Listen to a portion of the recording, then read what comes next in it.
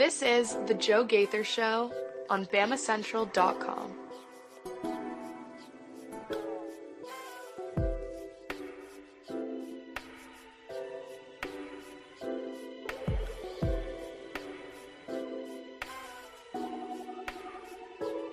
Good afternoon, Tuscaloosa, Internet World, West Alabama. How is everybody doing out there on a Monday? It's the Joe Gaither Show right here on Bama Central and BamaCentral.com. Hope you guys are having a great day.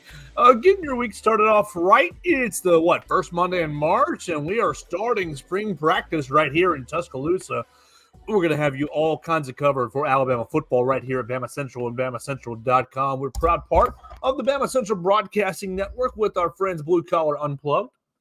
So make sure you go subscribe to the Joe Gaither Show on Bama Central and Blue Collar Unplugged on Apple Podcasts, Spotify, and on Amazon. And you can find each and every episode right there on BamaCentral.com. We're going to have, hopefully, a good show today, a fun show today. Well, we're going to commiserate a little bit about Alabama's loss on Saturday. And we're going to talk about where the Crimson Tide is as they have two more games remaining in the regular season before it's tournament time. And then, of course, like we just said, first Monday in March, and Alabama football is getting underway actually in 35 minutes or so.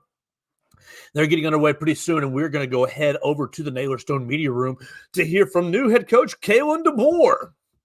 We'll hear from Kalen DeBoer about 5:30 or so, and you can hear and keep up with all his comments at BamaCentral.com, so we're looking forward to being over there. So let's get on into it. Of course, you can follow us at Joe Gaither6. You can be a part of all the comments on Facebook, on Twitter, or on YouTube at Joe Gaither6. You can be a part of the show right there. Let's, how do we want to attack Saturday?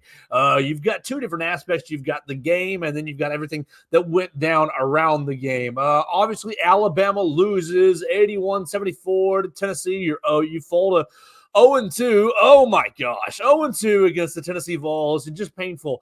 A really painful final 10 minutes if you're an Alabama basketball fan, as Alabama went, 3 of 20 for its last 20 shots from the floor. Absolutely abysmal. No, but let's back up. I mean, it wasn't all terrible. It was a great day. It was an amazing day. We had a lot of fun getting to Coleman Coliseum early in the day for College Game Day, and we had the privilege of covering it for BamaCentral.com. You can check it out on the YouTube page at Bama Central. And you can find all of the behind-the-scenes coverage, the video footage that we took from College Game Day. And it was an awesome, like I said, it was an awesome day. We got in there. You got to see the behind-the-scenes access. They let us basically right in the middle of the show outside of being on stage, on set.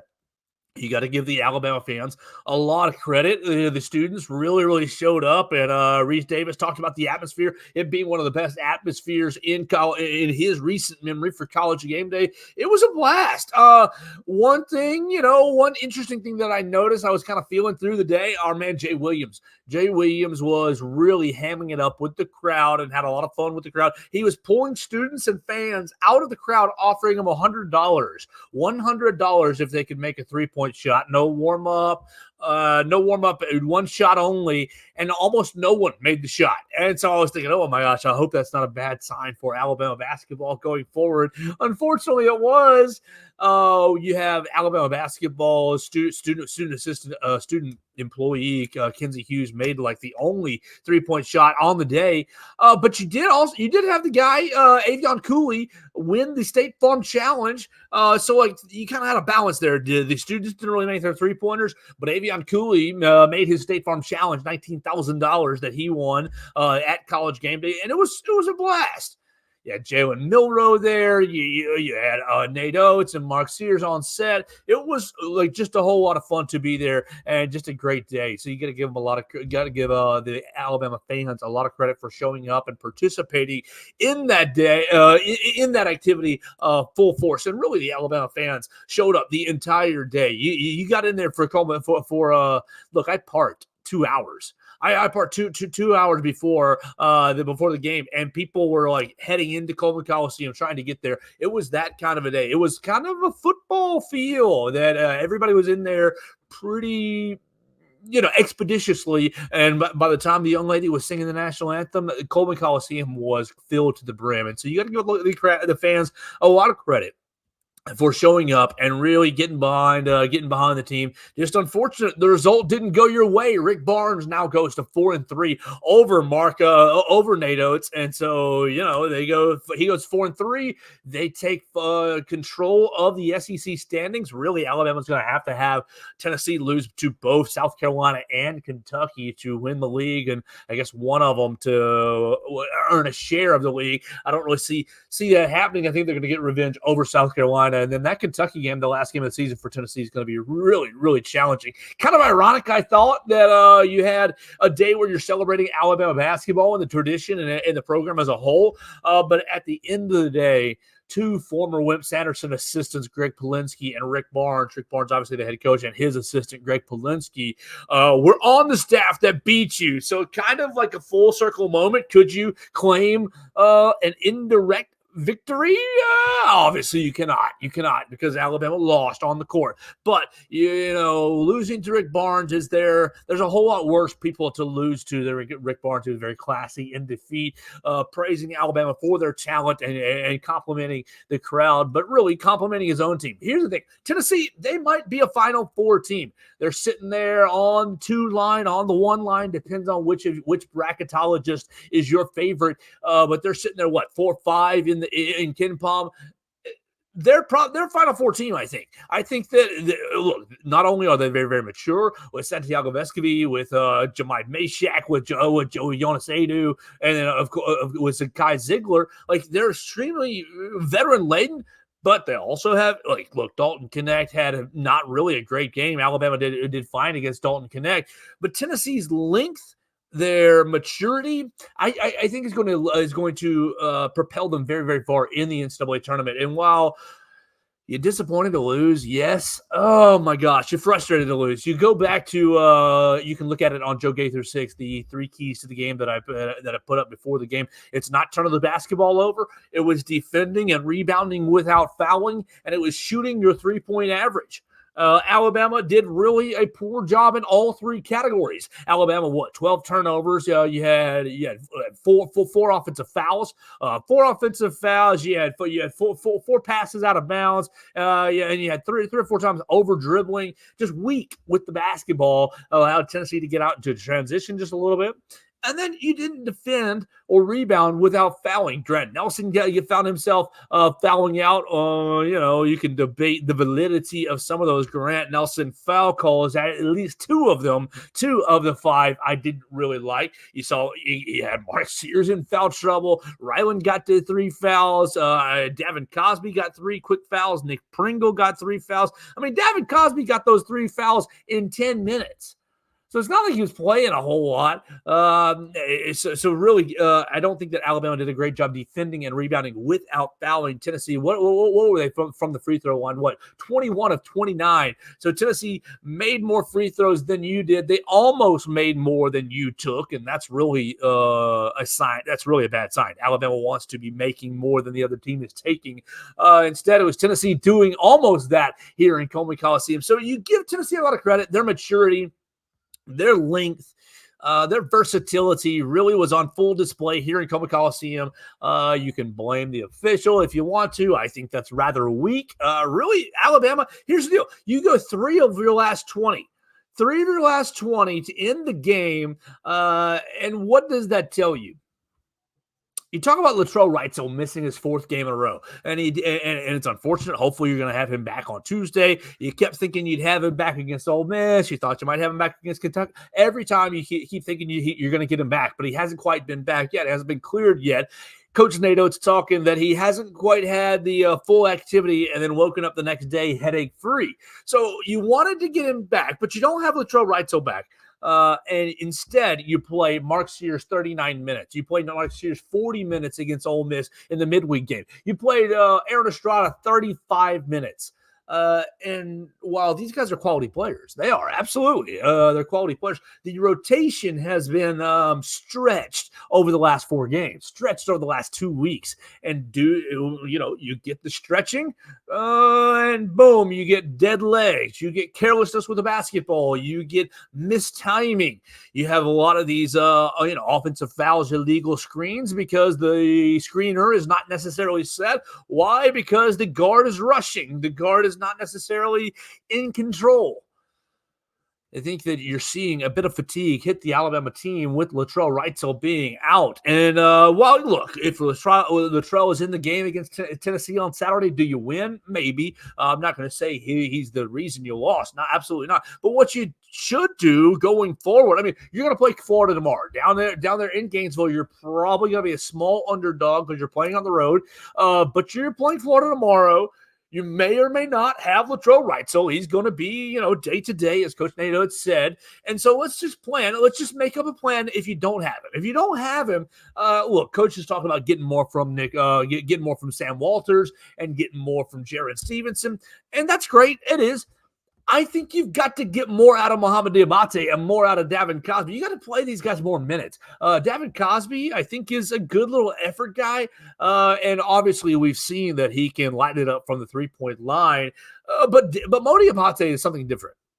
Mo Diabate gives this team an ingredient that it doesn't really have. I mean, Nick Pringle gives you a little bit of it, but Mo Diabate gives you a lot of the toughness that you need, a lot of the intensity that you need, a lot of the I'm going to go get this rebound that you need. He's played 7 minutes on Saturday, had 7 rebounds. I think he had 6 minutes in the Ole Miss game, had 6 rebounds. So 13 minutes, his last 13 minutes of play, he's had 13 rebounds.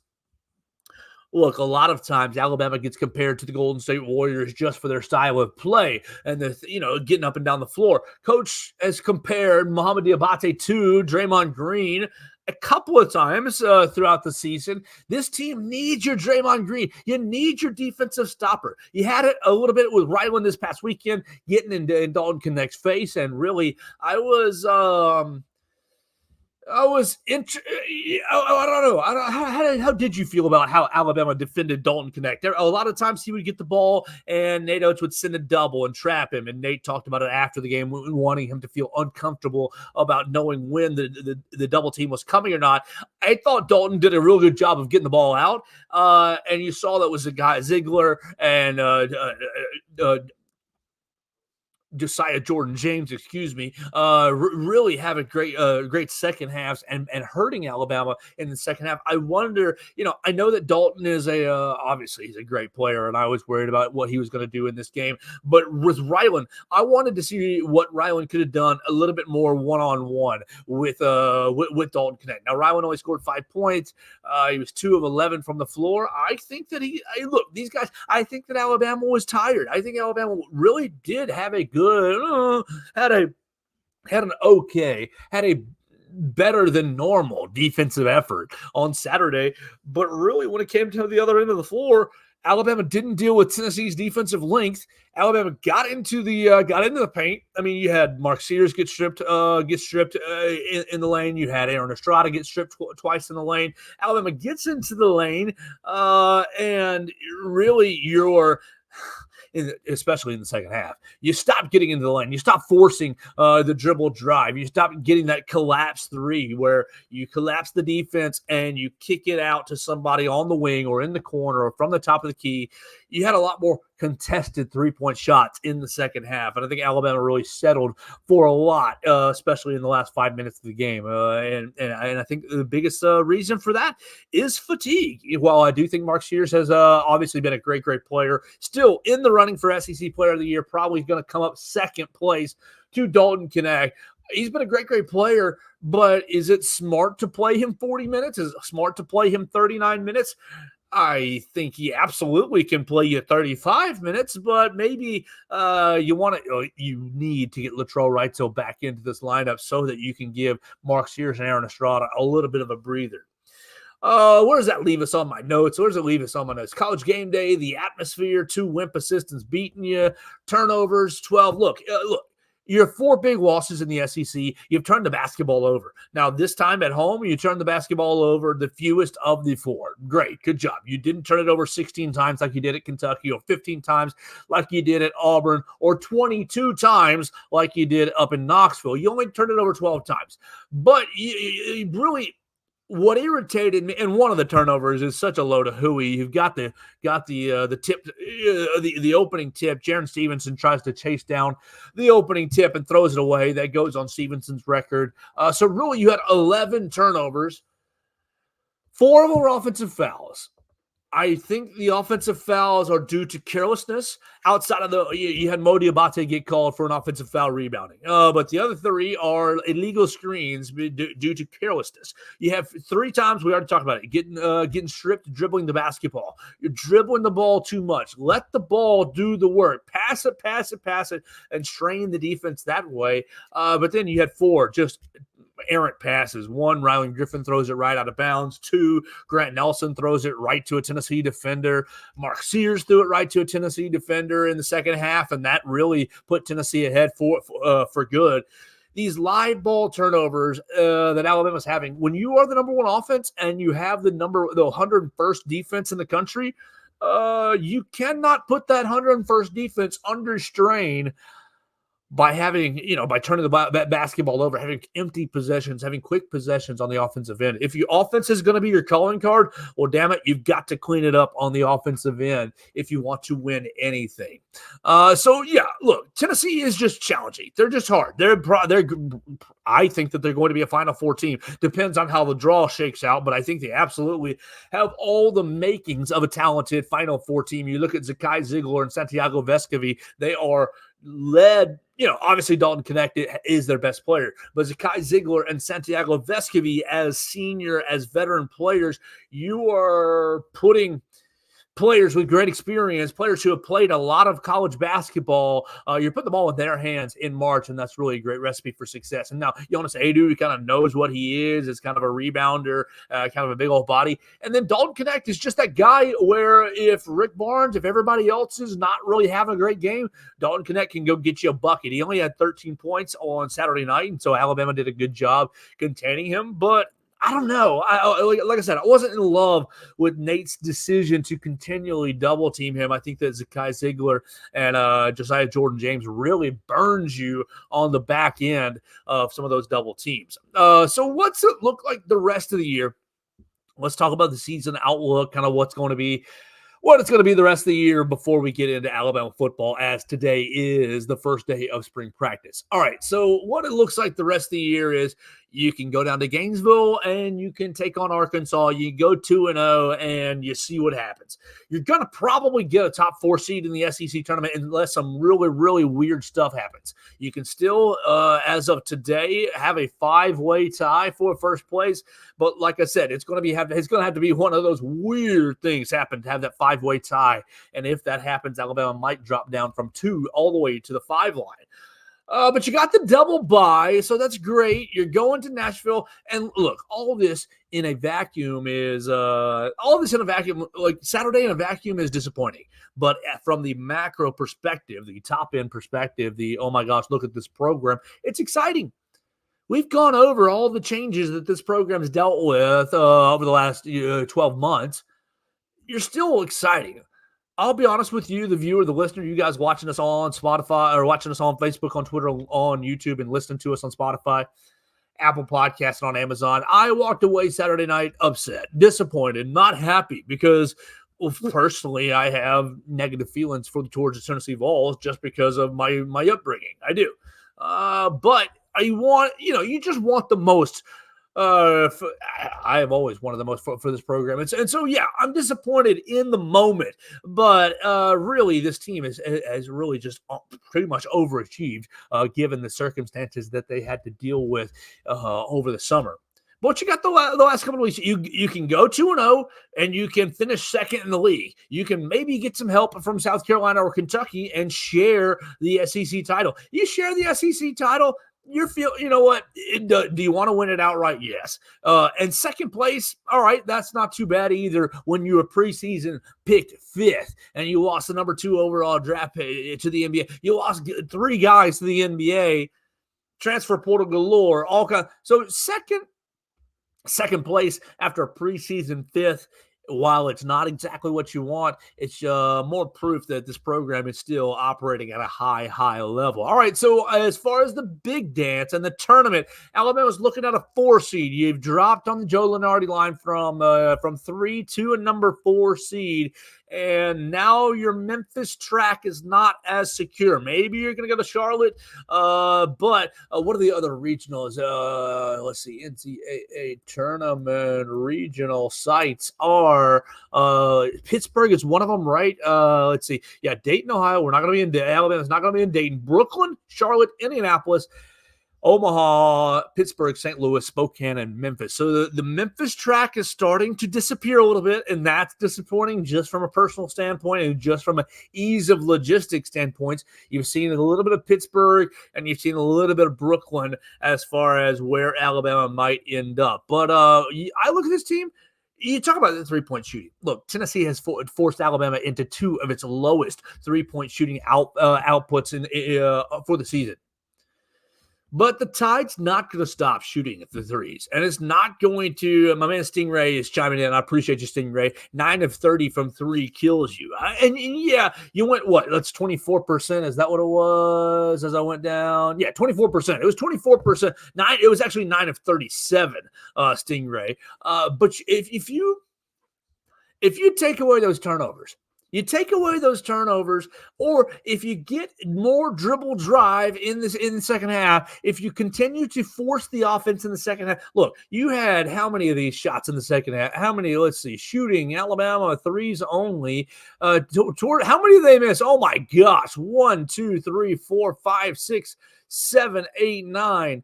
10, 11, 12. They missed their last 13, 14 three-point shots on the game.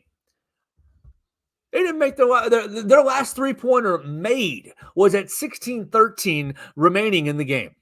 Right there in the second half, just before the media timeout. So you went 16 minutes without a three-pointer made. And is that on fatigue? Yes, we already addressed that. Is that on not dictating the offense? I think so. I think there's a little bit of not getting into the lane effectively, settling for three-point shots. I mean, I'm sorry, I love your rivaling Griffin, but you came down a couple of different times and just busted the first 3 you saw. You got to get into the paint. You got to move the defense a little bit.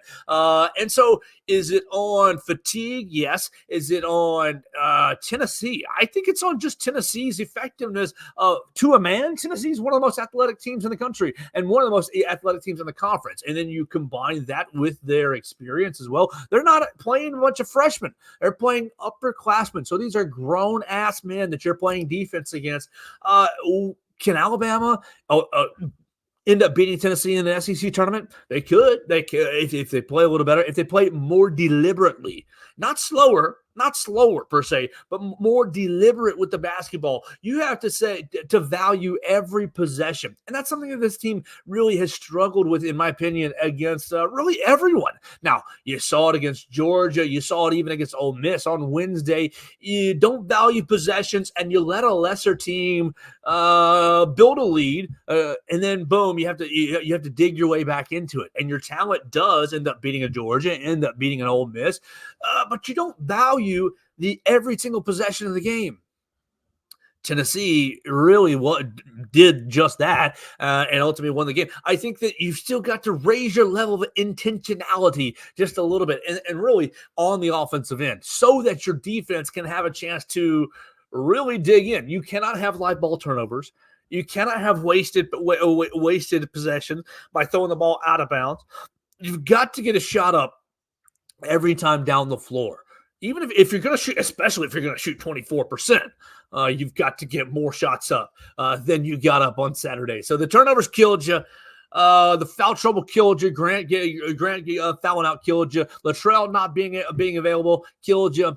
And then lastly, not shooting your 3-point percentage kills you. I don't think it was because they took I don't think it's because, here's the thing. People say, oh, Alabama takes too many threes. No, there's a difference between the good threes and the bad threes. The good threes come when you collapse the defense a little bit and you kick it out and you bust it from the wing, or even in transition. I love the three in transition for sure. The bad threes are you're coming right across half court, you barely any time goes off the shot clock, you don't even pass the ball, and you're taking the first 3-point shot that comes available. So I think there's a little bit of that going on. Alabama just needs to be a little more selective with their shot selection.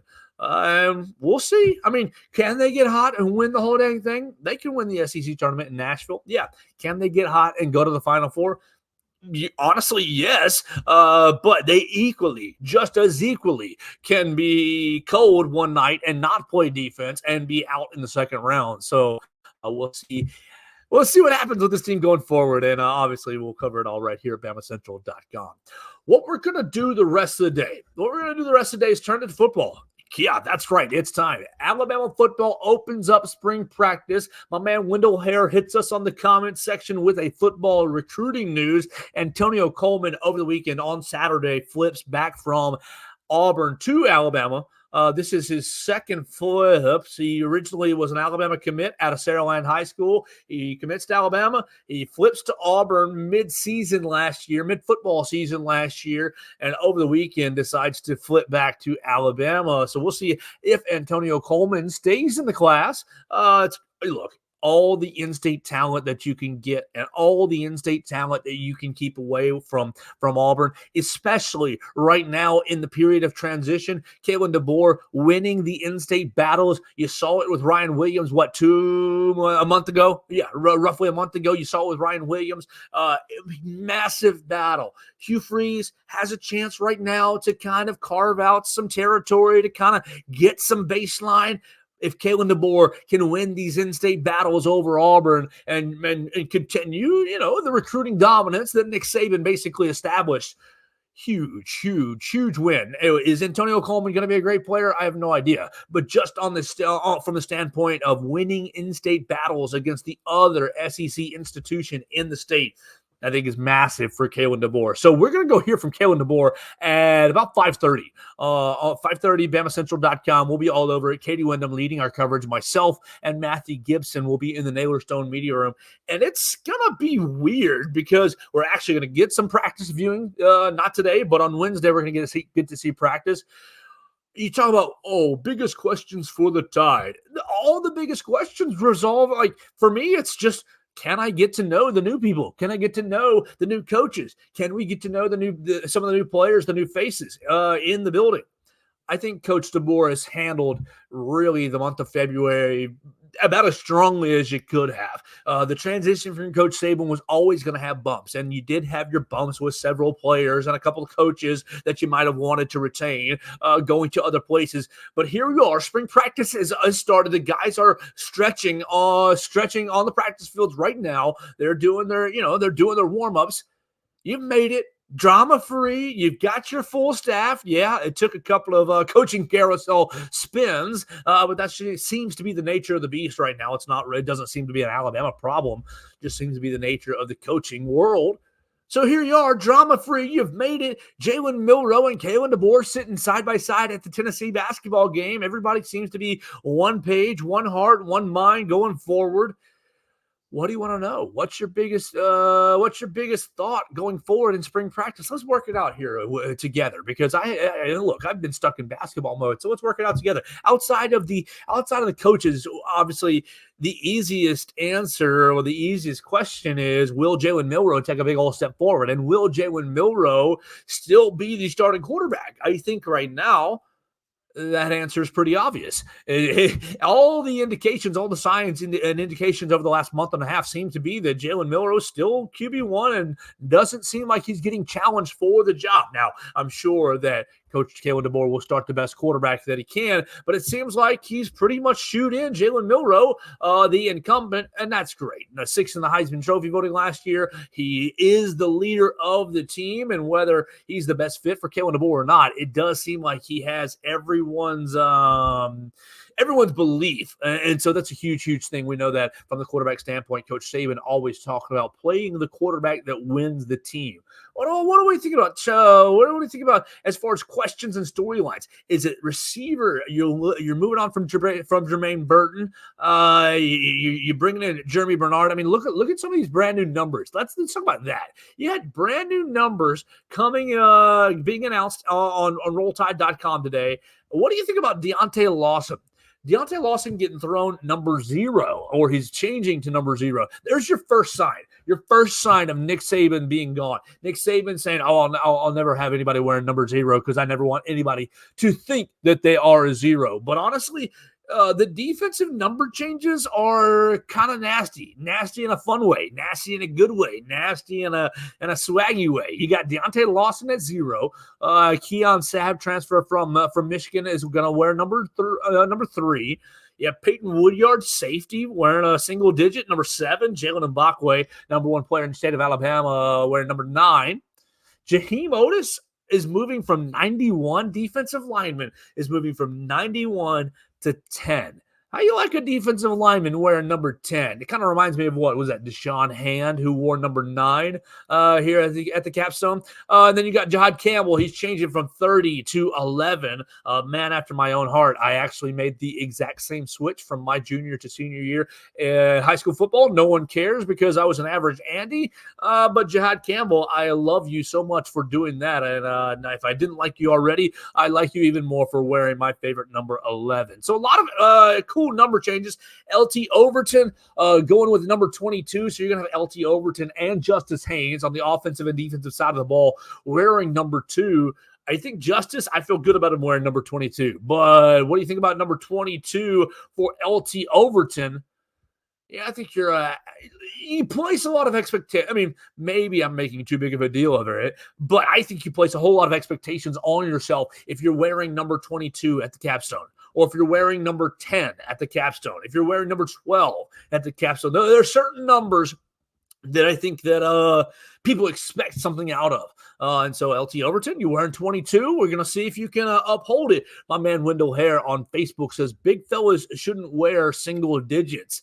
Oh, man, I love it. I love it. Now, I'll tell you this. You better be a bad mother bleeper. You better be a tough son of a gun. You better be tough as nails, eating nails for breakfast if you're going to wear a single digit. Deontay Lawson, you wear number 0. I love it. You're going from 32, which is a classic linebacker number, to number 0. That's cool. That's fine. But you better not get bowled over. You better be laying the wood, bringing the pain if you're going to be changing. I mean, a lot of these number changes, I'll be honest, they are aesthetically pleasing numbers, but it won't matter if their play is not aesthetically pleasing. We want to see Jihad Campbell take another step forward. He did a real good job last year getting his first real significant repetitions as inside linebacker, but his eye discipline wasn't really always that great. So we want to see Jihad Campbell take another step forward with his eye discipline.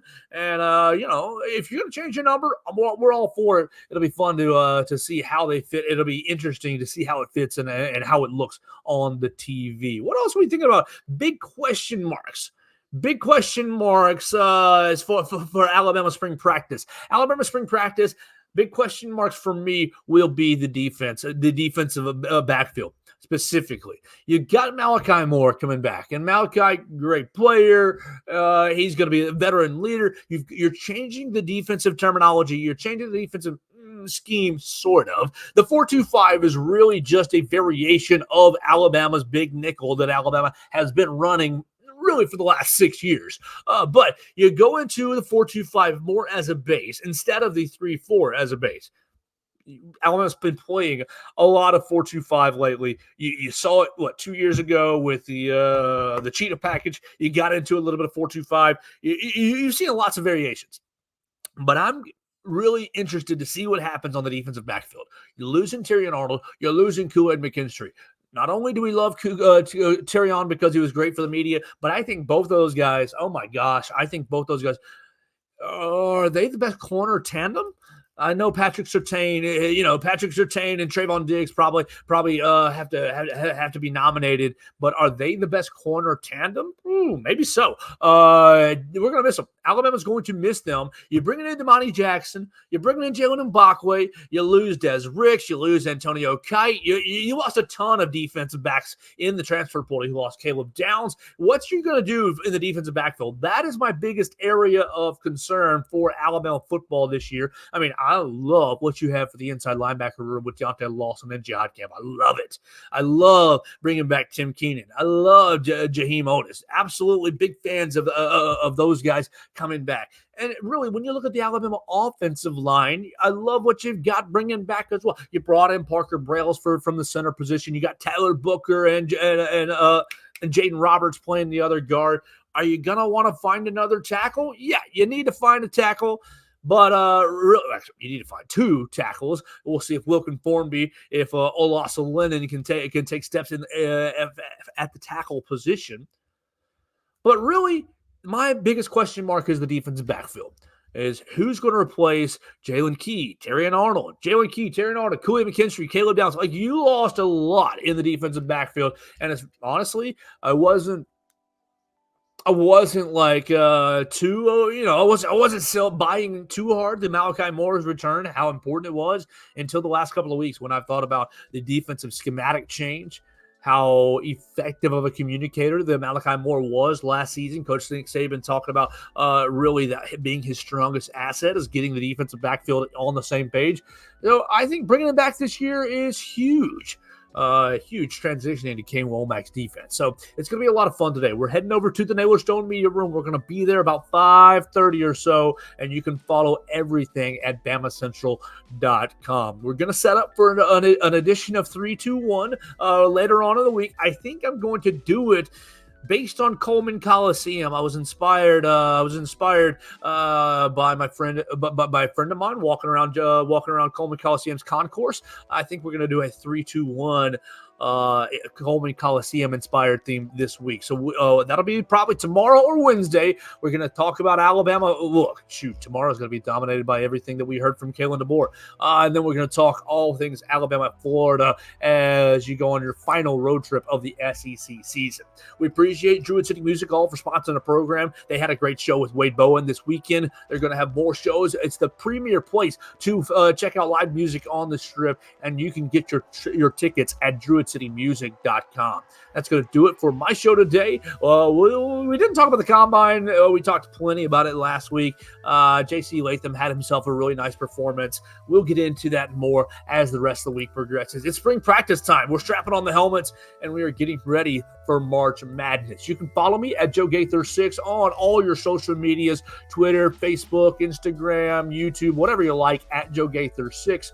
And you can follow BamaCentral at BamaCentral.com. We appreciate everybody who's watched the show on YouTube, on Facebook, or Twitter, or listening to the show on Apple Podcasts, Amazon, or Spotify. Tell somebody about the show. Tell them about how crazy or how awesome we are, and you can be a part of the Joe Gaither Show family right here on Bama Central and BamaCentral.com.